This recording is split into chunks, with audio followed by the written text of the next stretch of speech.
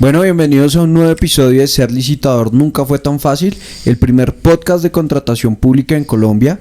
El día de hoy vamos a tratar un tema bastante particular, ¿sí? Dentro de nuestro portafolio, cuando hablamos con nuestros clientes les decimos, vamos a prepararnos para participar en procesos de contratación abiertos al público. ¿Sí? Quiere decir esto que no solamente hablamos de contratar con el Estado, sino de empresas que están abiertas a poder participar en contratación con otras empresas que tienen, digamos que un sector o una metodología de participación abierta similar al de las licitaciones.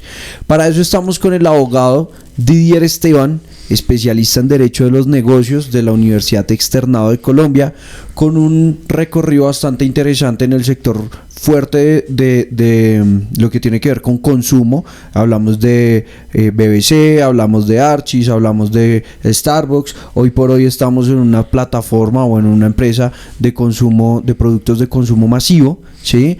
Y te quiero dar la bienvenida a este podcast y muchas gracias por estar acá.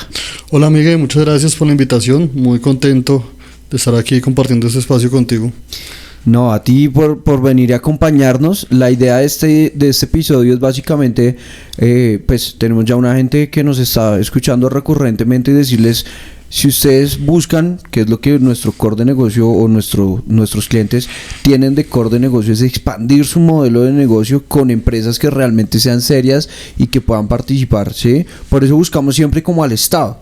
Pero hoy vamos a hablar un poquito de tu experiencia. Evidentemente no vamos a decir que X o Y empresa tiene esta modalidad de contratación, porque pues evidentemente no es la idea, pero sí vamos a hablar de la generalidad, ¿sí? Entonces sabemos que en contratación pública hay una elaboración de estudios previos, que sale el proceso quizás en el aplicativo del SECOP. ¿Cómo funciona un poquito las empresas grandes donde tú tienes experiencia para decir, oiga, necesito X necesidad, tengo X necesidad, vamos a solventarla y vamos a buscar en el mercado? ¿Cómo se contratan estas empresas? Bueno, Miguel, aquí es importante tener en cuenta las áreas que tienen contacto directo con los terceros. Vamos a hablar específicamente de áreas como las de compras o en algunos casos que hay áreas de negociación o de expansión. Que es muy importante en las empresas tener un portafolio amplio de proveedores. Ok. Sí, portafolio amplio me refiero a que tengas por lo menos unos 10 proveedores de diferentes tipos, ubicaciones, domicilios, para atender cada necesidad de tu negocio. O sea, ahí estamos hablando de que la empresa grande, ¿sí?, ya tiene sus proveedores, sus 10, 15 proveedores que ha seleccionado, y entre ellos es que abre el proceso de contratación. Sí, o sea, en muchas oportunidades ya dentro de los equipos de compras, digamos, enfoquémonos ahorita, te voy a dar ejemplo, digamos, de una empresa grande que lleva más de 20 años en el sector, que es una empresa de más de 500 empleados, ¿sí? Okay. Por lo general las empresas ya de este tamaño, sus equipos de compras ya tienen un listado grande de proveedores. Okay. Entonces, cuando surge la necesidad de contratar, bien sea un bien o un servicio, ya los equipos de compra saben, mire, ya tengo, con estas personas ya trabajé, con estos todavía no, y si necesito esto, a estos son los primeros que voy a llamar. Ok, entonces ahí sí estamos hablando de, digamos que de la reputación como proveedor de mi desempeño, que yo pueda decir, oiga, me dieron la primera oportunidad, desarrollé bien la gestión, en una próxima sí me van a tener en cuenta para poder participar en un nuevo proceso.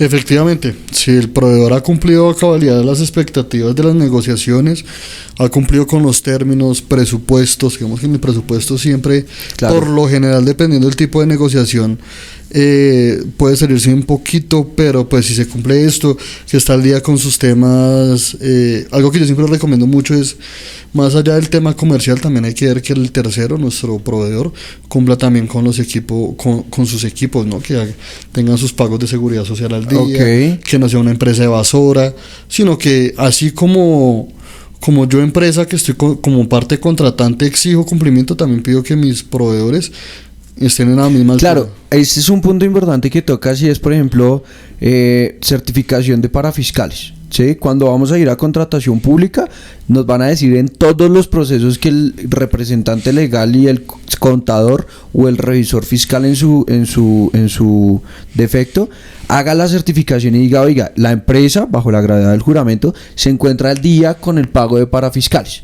Y en algunas ocasiones dice, y adjunte las planillas. En el caso del sector privado es una novedad que nos dice, oiga, también se llega a pedir ese tipo de información. Claro, y por supuesto, más por ejemplo, a título de ejemplo, un contrato de obra.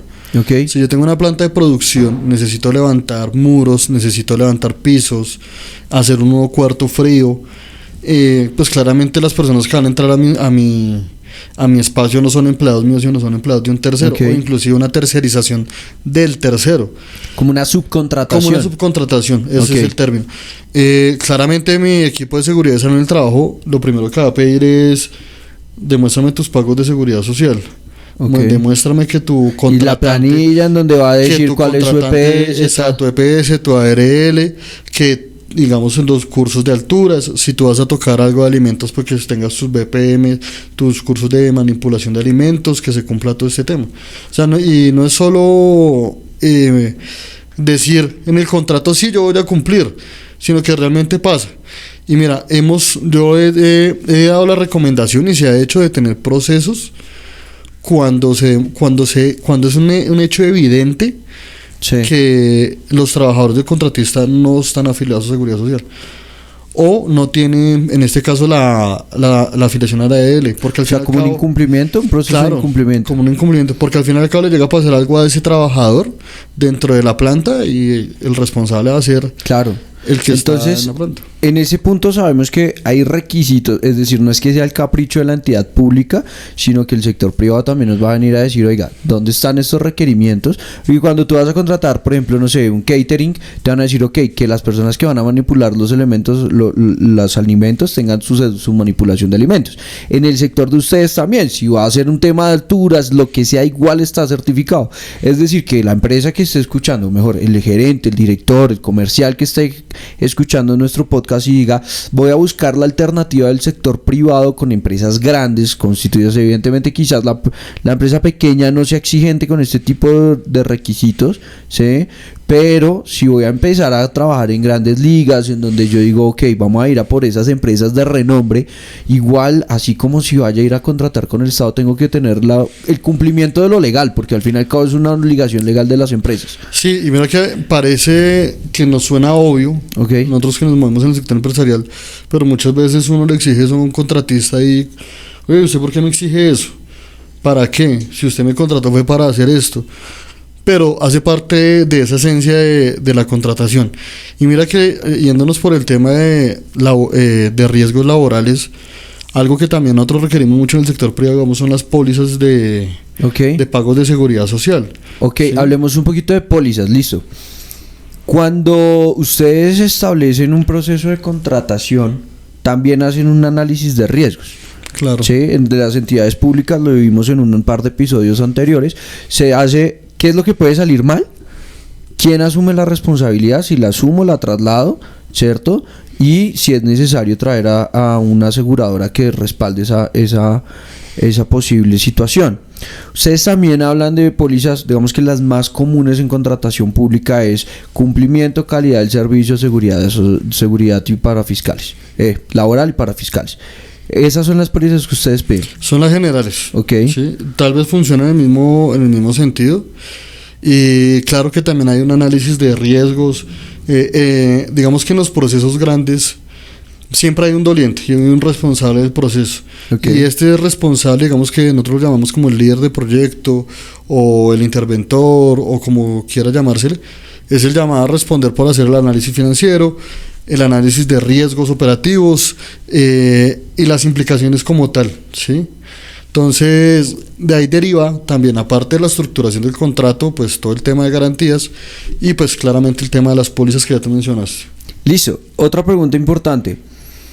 Cuando en el sector público vamos a desarrollar un proceso de contratación, se hace un análisis de mercado, se hace un estudio, a veces se publica digamos que una oportunidad, por ponerlo, un proceso que se llama solicitud de información en proveedor. Entonces las empresas cotizan y con base en eso se alimentan los precios del mercado, los requisitos financieros, entre otros. En el sector, digamos que de estas empresas grandes, ¿también se desarrolla similar? Hay unos elementos similares y hay, por ejemplo, en los análisis económicos que hacen los equipos de compras, por ejemplo, ellos saben cómo se está moviendo el sector para determinado servicio que va a contratar. Okay. ¿Sí? Saben los promedios de precios, de calidad, de vigencias, de cumplimiento, y de ahí deriva también la selección de los proveedores. ¿Sí? Claramente, igual que en el sector público, pues no me puedes poner a mí un precio desproporcionado sabiendo que el sector se está moviendo diferente. Ok, claro, como es digamos que la empresa sí compra recurrentemente X y Y servicio o producto, pues evidentemente debe tener sus marcos de referencia. En cambio, el funcionario de una entidad que está realizando compras de múltiples factores quizás sí tiene que apoyarse un poco más en el mercado, entiendo yo. Claro, porque mira, por ejemplo, no sé, vamos a comprar microondas. Sí, es muy fácil determinar el precio de mercado de microondas. ¿Cómo? Vamos a consultar en internet en cuánto está. Vamos a consultar en las grandes superficies a cómo está. Entonces ya tú con unas, pues... sí, igual es el estudio de mercado que utilizan los personales de compras. Bueno, y ahora vamos a la parte, digamos que fuerte de este episodio, es el proceso de selección, ¿sí? Cuando estas empresas dicen, yo tengo mi proveedor, o en su defecto no tengo proveedor, voy a salir a buscar el proveedor, ¿sale un proceso de contratación público? Sale como tal que se haga una no sé, como una publicación, algo así. No suele manejarse tanto así. Okay. Sino, como te digo, de hecho muchas veces sucede y no es echar en saco roto, digamos, todas las invitaciones que nos llegan a los correos comerciales, siempre es bueno almacenar todos esos proveedores que están ahí haciéndonos una invitación. Cuéntanos un poquito más de eso. Por ejemplo, se suele descartar mucho en las empresas los correos que llegan a los de notificaciones judiciales, a los correos de contabilidad, de impuestos, etcétera, muchas invitaciones de proveedores, y allá hay muy buenas oportunidades de negocio con estos proveedores. O sea, una recomendación sería envíe su portafolio, preséntese. Exacto, golpee. Pero mira que muchas veces el proveedor hace el ejercicio de golpear la puerta y los empresarios o la persona que está detrás del correo dice, ay no, esto es... Y lo manda a spam y no se dan cuenta que a veces detrás de esa invitación puede venir un súper descuento, puede venir un gran producto, puede venir una nueva empresa o generar una conexión mucho más grande para nueva contratación a futuro. Entonces, una pequeña recomendación es, oiga, no echen saco roto. Cuando lleguen esos correos, oiga, pues reenviémoselo a las personas que hacen las negociaciones, para que sigan alimentando. Es que al fin y al cabo es una base de datos que ya tienen. Tú sabes que la información es poder. ¿Sí? Y el que tiene más información, el que tiene más proveedores, pues así mismo va a tener la mayor facilidad para escoger lo que necesita. Ok.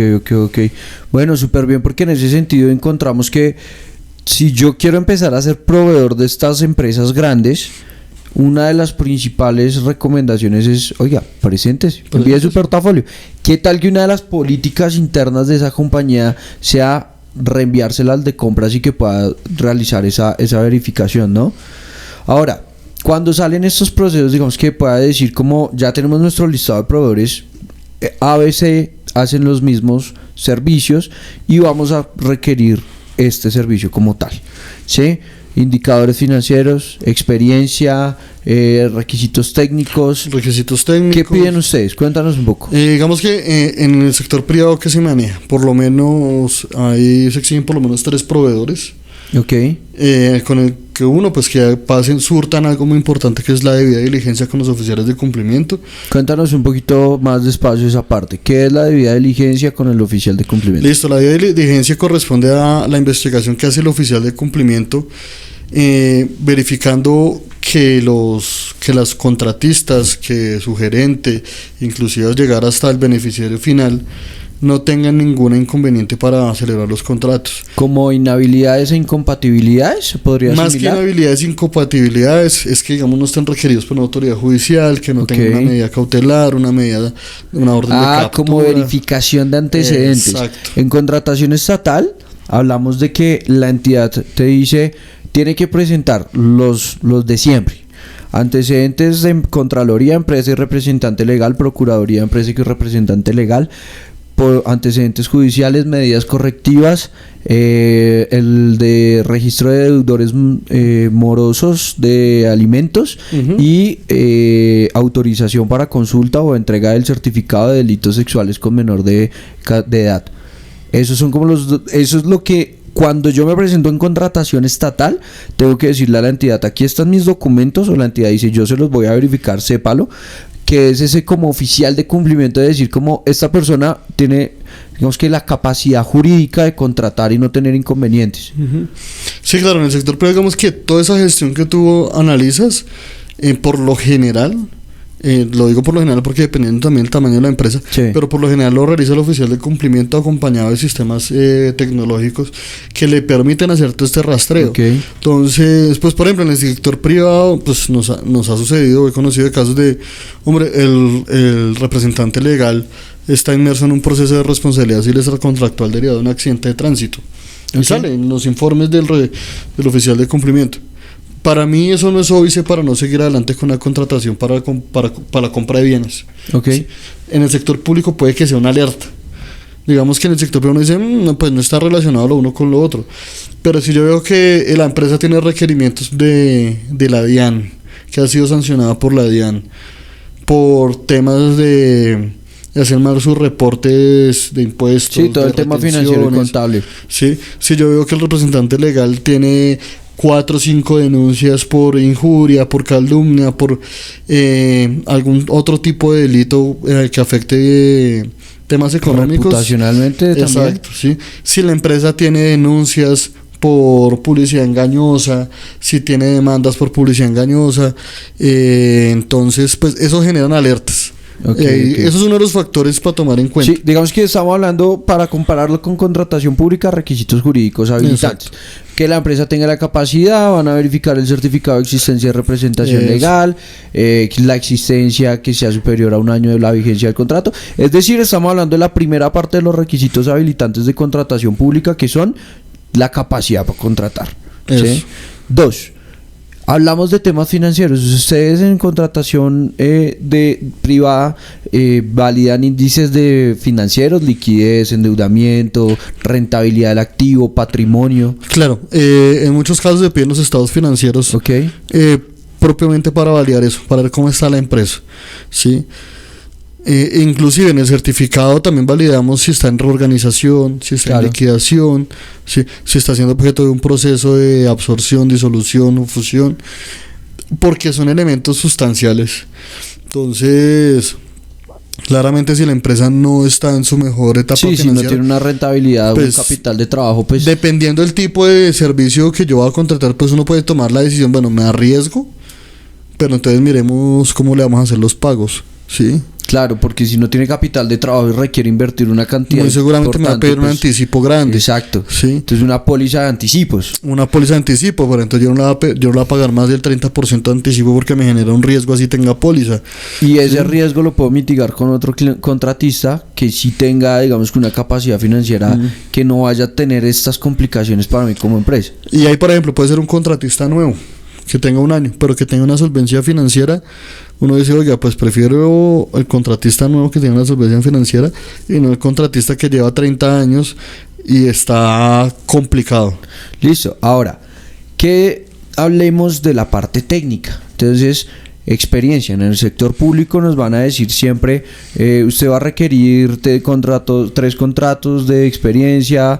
Si usted va, por ejemplo, no sé, a hacer un tema de infraestructura, entonces que el ingeniero con esta especialización, el arquitecto con esta especialización, que si va a hacer, no sé, ceremonia, bueno, lo que sea que va a hacer, por lo general nos van a pedir un equipo de trabajo idóneo y una experiencia. Adicionalmente puede que nos vayan a pedir equipos y maquinaria. No es poco, digamos, que usual ver que en un proceso de contratación diga que transporte especial de pasajeros. Entonces que mande la tarjeta de propiedad de la empresa o el vehículo a nombre de la empresa, y si es de un tercero con su aliado, con el contrato suscrito para que pueda utilizarlo, la hoja de vida del conductor y todos los documentos del vehículo. Eso es como la forma en que la entidad realmente analiza y dice, venga, esta gente sí tiene que como cumplir y no me va a salir a mí con un chorro de babas. ¿Cómo se maneja en el sector privado?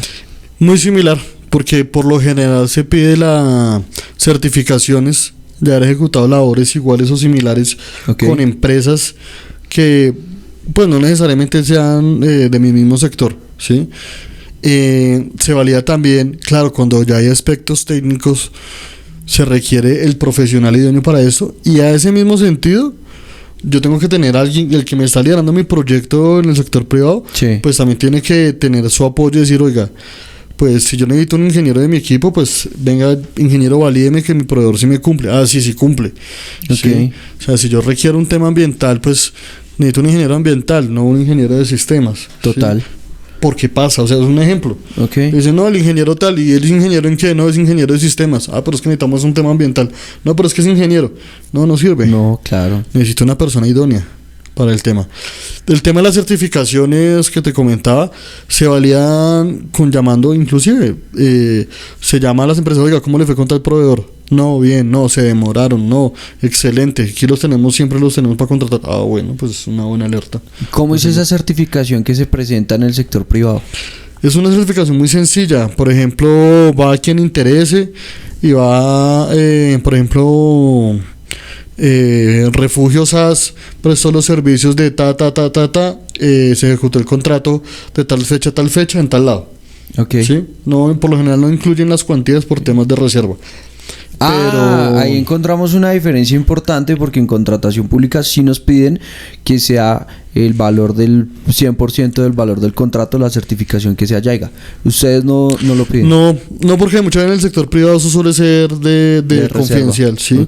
Porque si el proveedor que hace un cuarto frío, por ejemplo, para una carnicería grande, pues no te va a decir a la competencia cuánto le costó hacer el cuarto frío. ¿Sí? Puede que suene algo, ay no, pero pues es lo mismo. No, tiene esos detalles de valores. La estrategia de negocio sí se protege en el sector yo te digo, privado. Bueno, aquí ya me están invirtiendo, ya se están moviendo por este lado. Entonces los valores no tanto, pero sí que desarrolle el servicio. O sea que ni hablar del contrato, porque a veces en contratación pública, en procesos que no requieran RUP, nos piden el certificación, o entidades descentralizadas también, certificación y copia del contrato, o acta de entrega, o certificación de la retención en la fuente, certificación de la declaración del IVA de esas facturas causadas, todo ese tipo de cosas. No, en el sector privado, no van hasta allá. De hecho, no va hasta allá por la misma naturaleza y confidencialidad de los contratos. O sea, no, el proveedor que te lleve, de hecho eso es una alerta.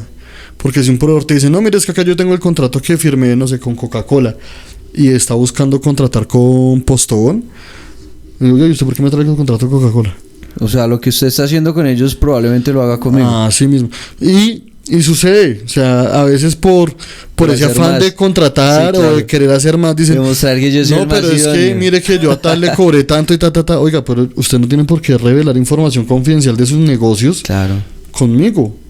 Si usted y suena, si así lo estás haciendo con ese cliente tuyo, pues bueno, claro que en contratación pública, cuando cargamos una oferta, hay una opción que dice documento confidencial, y digamos que ya queda cargado para que la entidad lo vea, pero que los demás no tengan como la capacidad de verlo. Podríamos de pronto asimilarlo así. Bueno, continuemos, porque digamos que haciendo el símil con la contratación pública, ya hemos hablado de los requisitos habilitantes. En este podcast lo hemos titulado como los requisitos para sentarse en la mesa. Ahora que ya estás en la mesa, ahora sí vamos a mirar cómo te vamos a seleccionar.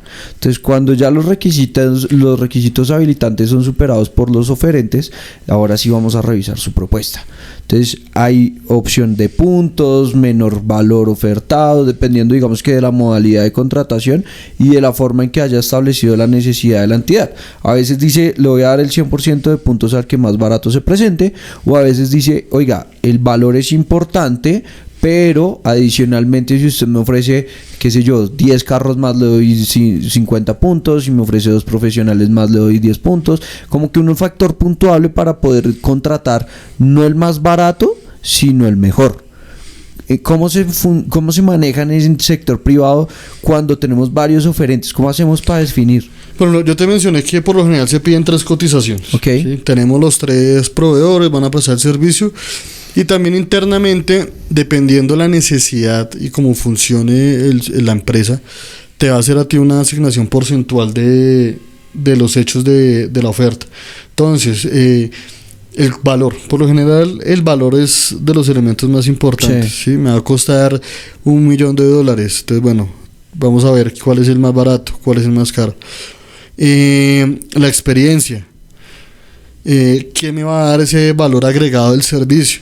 Pero ahí es un análisis interno, sí, o en la o cuando yo le pido la información al proveedor, le voy a decir, oiga, tenga en cuenta que voy a evaluar esto y esto. No, porque por lo general se les dice, oiga, tengo esta necesidad. Okay. Y el presupuesto está entre $1 o $2 millones. Okay. ¿Sí? Presente su oferta, ¿con qué viene? Entonces, puede venir la ejecución del servicio por el término de 1 año, 2 años, bueno, como se requiera, y va la presentación. Pero entonces ahí juega mucho como ese valor agregado. Oiga, ¿usted eso, qué me da más? O sea, ¿qué me ofrece? Aparte de lo que yo le pedí. Claro. Pero dice, no, mire, entonces te vamos a dedicar 3 agentes para que estén pendientes de ti. Lo pasa mucho en la contratación de sistemas de información, de tecnología. Sí. Entonces vamos a contratar un software. Entonces te dicen, no, mira, como valor agregado vas a tener soporte 24/7 y va a haber un agente siempre dedicado a tu empresa. Este es el teléfono de la gente. Adicional a eso vas a tener capacitaciones. Adicional a eso vas a tener soporte de actualizaciones cada 3 meses.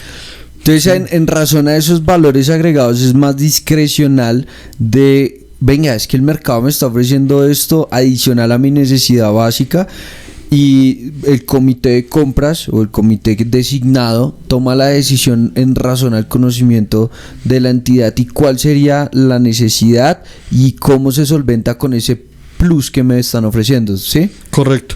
O sea, ya cuando se hacen los comités para la elección del proveedor, pues está la persona de finanzas, está el de compras, está el líder del proyecto, sí. Cada una de sus apreciaciones. Y ahí sale un resultado. Y dicen, listo, nos vamos con este proveedor. Ahí lo asimilo mucho, ¿sabes qué? Digamos que en contratación pública siempre nos van a decir cuáles son los factores puntuables, ¿sí? Pero cuando estamos hablando de aspectos creativos, lo hemos hablado acá con varias entidades, a veces dicen, el valor tiene 40 puntos y la propuesta metodológica 60. Y en la propuesta metodológica tiene que incluir al menos estos 7 factores.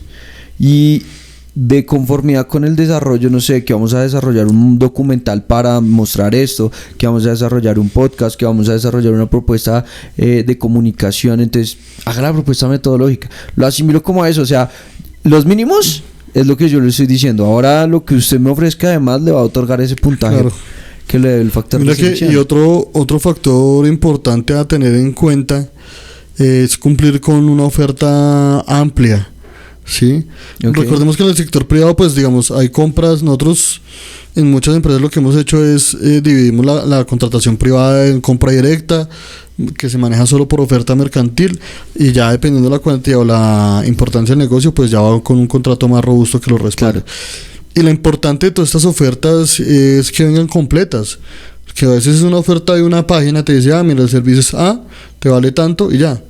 Pero digamos que no se cumple a veces con los requisitos que establece el Código de Comercio para la presentación de ofertas mercantiles. Y a veces cuando una oferta compuesta, que viene todo el término, el objeto, la vigencia, temas de garantía, los valores agregados, claro, que te mencionaba, uno dice, oiga, este contratista se tomó el trabajo de hacer una propuesta de verdad seria, le interesa el negocio, le interesa trabajar con nosotros. Esos factores también son tenidos en cuenta. E inclusive desde las áreas jurídicas, cuando uno ve un documento estructurado, claro, uno dice, oiga, vea que esta empresa realmente le mete al... Sí, lo poco se ve lo más, dicen. Sí, o sea, le mete al tema, le interesa real, ¿sí? Y uno a veces ve unas propuestas o sea, no es por la cantidad claramente, porque sí, pues, no es que va a mandar un libro, sí, no es que me mande una tesis, con pasta dura, sino que uno dice, oiga, mire a mire a B, o sea, no hay punto de comparación. Bueno, claro que lo de argollado y pasta dura podría ser un diferencial interesante. Sí, pero creo que sería algo innecesario y terminaría en un archivo. Bueno, no, creo que ha sido bastante enriquecedor. Esto, digamos que nos permite ver que cuando uno empieza a buscar oportunidades de contratación pública, puede terminar identificando que hay oportunidades de contratación abiertas al público. Y en esas oportunidades abiertas al público, si bien pueden llegar a tener algunos pilares como los que acabamos de comparar, ¿sí? Hay factores que es fundamental tener en cuenta como una buena estructuración, los valores agregados, la estrategia comercial de confidencialidad, de reserva de la información, ¿sí? Entonces eso me parece bastante interesante para tener en cuenta de pronto si una empresa que está escuchando, su director comercial, su director de ventas, este tipo de este episodio va a decir, oiga, quizás cuando me pidió esa empresa la cotización yo le mandé una hojita y está diciendo, ya sé por qué no me llamaron. Exacto. Y mira que yo quería, volviendo al tema de los valores agregados, sí, para el sector privado, para contratar, es importante, digamos que no quiero hacer como publicidad, pero estén en el sector, búsquense los gremios del sector económico al cual pertenecen. Ahí sale muchísima contratación privada, muchos aliados. Cuéntanos un poco más de eso. Mira, por ejemplo, cuando tuve la oportunidad de trabajar en BBC, tuvimos varias necesidades y nos apoyamos en Asobares, ¿sí? Okay. Los gremios tienen un portafolio de proveedores que ya ellos han aprobado previamente y digamos que te ayudan a saltarte a ti ese proceso de conocer al proveedor porque ya sabes que allá ya surte un proceso. Ah, ok, o sea, en esas asociaciones, las agremiaciones o asociaciones por lo general tienen un listado suficiente de proveedores que, oiga, tengo tal necesidad. Ah, sí, mira, tal persona, tal asesor ya trabajó con nosotros, ya trabajó con otro afiliado nuestro, te lo recomendamos. Y a veces le quita mucho el dolor de cabeza porque a veces es difícil encontrar proveedores para determinados temas. Nosotros vivimos el tema para un tema de asesoría en temas de Registro Nacional de Turismo. Sí. Y salimos al mercado a consultar proveedores para Registro Nacional de Turismo. No había nadie que nos pudiera ayudar a implementar un sistema. Bueno, entonces otro, creo que sí lo debe haber, pero entonces otro conclusión de esto, venga, posiciones en redes, posiciones en Google. En ese momento. Aparezca en algún momento, porque ¿qué pasa entonces que no existía nadie? No existía nadie, y de hecho eso fue antes de pandemia, porque después de pandemia el auge de las redes sociales fue lo más grande.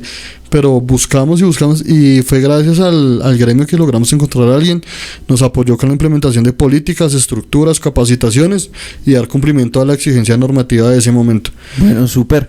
Entonces, para concluir, creo que tenemos varios aspectos importantes sobre la mesa. Voy a hacer un recuento y si me escapa alguno te pido ayuda. Primero, tener en cuenta, creo que es uno de los más importantes, no decir me van a ignorar la propuesta que yo envíe el portafolio, sino arriesgues y manden. Hágale. 2, haga lo mismo pero con asociaciones y agremiaciones porque ese último tip que acabas de decir es fundamental. 3, presente una cotización formal, estructurada, tenga en cuenta que no nos están diciendo cómo nos van a evaluar, pero sí nos están dando acá el spoiler de ten en cuenta que la estructura, el contenido, todo se tiene en cuenta. Siguiente tip, valores agregados. ¿Qué estoy ofreciéndole a la empresa para que me contrate a mí? Sí. Siguiente tip, tenga todos sus documentos en orden, ya sea para contratar en público o contratar en privado. Si usted estaba pensando, los del público piden mucha vaina para poder contratarme, me voy al privado y me voy a ir a las grandes empresas. Conclusión de este episodio, malas noticias, señores. Le van a pedir, entonces, así que nada que ver. ¿Qué se nos escapa? La última recomendación que te doy es conozcan, estudien lo que van a contratar. Okay. Es decir, conoce tu proyecto y no contrates por contratar.